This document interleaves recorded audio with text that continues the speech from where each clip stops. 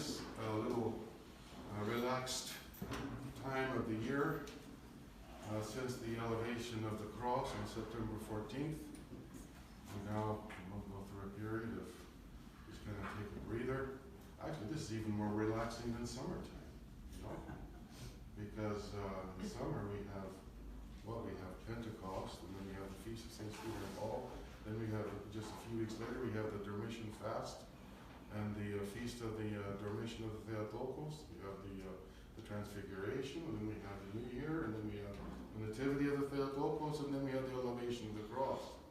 And so, you know, we're bouncing back and forth between fasting and feasting. And now we have almost 2 months, from September 14th to November 21st. Although I suppose if we were in a monastery and we were observing all the lesser feasts, it would still be busy for us, but just being a regular parish.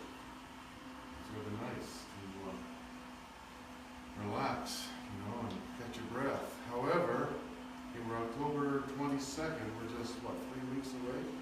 Is that what it is, 3 weeks away? From November 15th? 4 weeks away from November 15th. And we enter the Advent fast, the fast of St. Philip. And we start getting ready for Christmas, Theophany, and the meeting of the Lord. And during the fast, we celebrate the entrance of the Theotokos into the temple. We celebrate St. Nicholas, and we celebrate St. Herman of Alaska. We're coming into a very rich season, a hugely rich season. Well, you know, and it doesn't stop until, Pentecost. We go from Christmas all the way to positive at Pentecost. And it's a very rich season in terms of, not only in terms of feasting, but also in terms of theology. And so much of the theological vision is centered on the Garden of Eden. There's a profound, the theology of the church is centered on the mystery of the Garden of Eden. So what we're doing these weeks is, as we're seeking to understand how the history of Israel, or even more broadly, how the Old Testament, from the time of creation up to the time of John the Baptist, how that is the template of the inner life of the Christian. That's the overall theme. And in addressing that theme, we also want to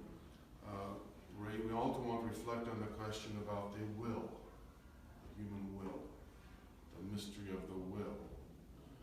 And this is what I have in mind as I'm trying to move to,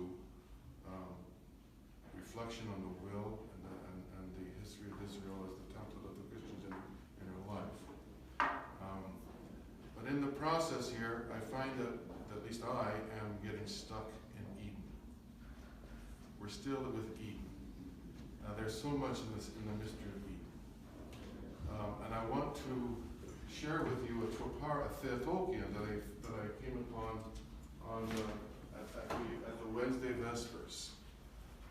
And I want us to reflect upon it. I think that this little Theotokion might contain, as many of the verses of the church do. Just like each particle of the Holy Eucharist contains the whole Christ, it's like each one of those verses contains the whole mystery of the church's theology. Now, I would like to, before we get into this Theotokion, however, I want to throw out, if you will, a tidbit to keep your interest up, hopefully, as to how the history of Israel is the template of the Christian's inner life, so that you don't feel like I'm shortchanging you by constantly avoiding the topic and keep going back to Eden. Let me try to just share this with you, this little point with you very briefly, and that is,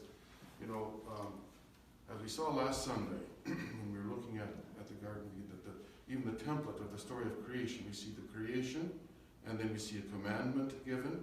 We see the fall, the disobedience of the commandment, and we see the expulsion from Eden. Adam and Eve were expelled from Eden. Well, you see, when the Israelites are in bondage to the Pharaoh in Egypt, that would correspond to the nothingness in Genesis chapter 1, verses 1 and 2. They're in chaos. They're in nothing. They're in darkness. They call upon God. God answers by sending them Moses, the lawgiver. Moses, the lawgiver. The law is the light. It's the light.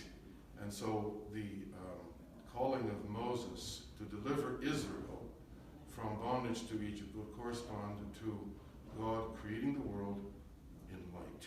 He says, let there be light, or let there be the law, let there be Torah. And it was so. And then when God delivers Israel from Pharaoh, from the bondage of Egypt, from bondage in Egypt, that would correspond to fashioning Adam and Eve from the dust of the ground, you might say. I mean, you could say that. This is all negotiable, actually. This is how I would see it. And he fashions Israel from the ground. He delivers them. He creates them. He raises them up from the nothing, and he creates them as a people. They are now a people who identify themselves as the servants of this God who delivered them. So their experience of God as a nation is of this God who delivered them from bondage to Egypt. And understand what a big deal this is, because Pharaoh was like one of the mightiest in the Near East. At that time, the mightiest ruler on earth. And he was a god on earth. So that for the God of this little motley group of slaves to overthrow the Pharaoh is a huge deal. It shows that the God of the Israelites is greater than the God of this world, the Pharaoh. Well, of course, that corresponds to the devil. So then, here's where the template becomes very important for us to understand. When Israel is delivered from the Red Sea, through the Red Sea, understand that corresponds to our baptism. We are raised from death to life in our baptism. What happens when they come through the sea? They look back and they see that Pharaoh and all of his army, all of his hosts, and all his pride are destroyed. And what do they do? Remember, what do they do? They break into song and dance. Miriam's song of joy. Now honestly, this corresponds, does it not, to the experience of many of us who were baptized as adults or just received into the church through chrismation. It corresponds to my experience. This great joy, huge, tremendous joy, profound joy. You feel like you're floating on cloud 9. And as I've shared with you before, for me personally, it took 5 years for me to come down from that. And then I was ordained a priest and I went up again. And then a couple years later, I started to go down again. But that's the thing. I started to go down.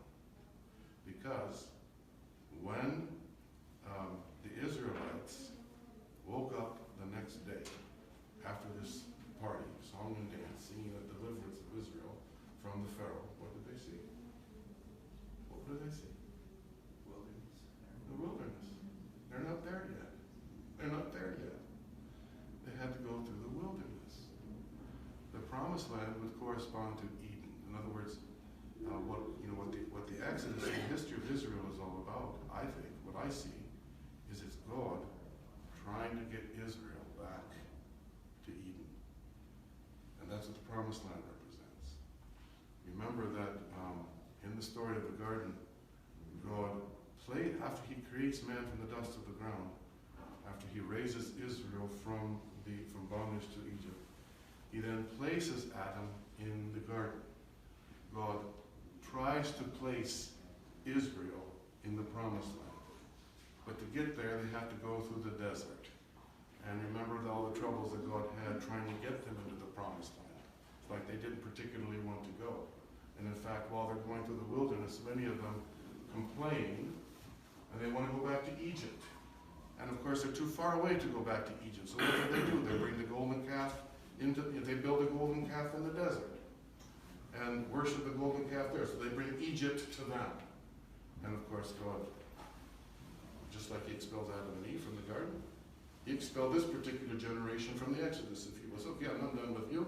You don't want to go to the promised land? You're not going to go to the promised land. Okay, you can have what you want. And he didn't let them get into the promised land. All right. When Jesus was baptized in the Jordan, he was led by the Spirit where? Into the wilderness. Into the wilderness. Now you remember that when Jesus was baptized, you remember where Jesus was baptized? Where? In the Jordan. But where was the place? Where was the region of the Jordan that Jesus was baptized in? Bethany. Bethany. Where was Jesus? Okay, so Jesus is baptized in the Jordan, in the region of Bethany, and what does he see? He sees the heavens opening up, as though to say that that's where he's headed. Right? The doors are opening.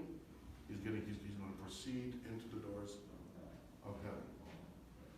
Where is he ascended? Do you remember where? Bethany. I don't know. I think that's pretty interesting.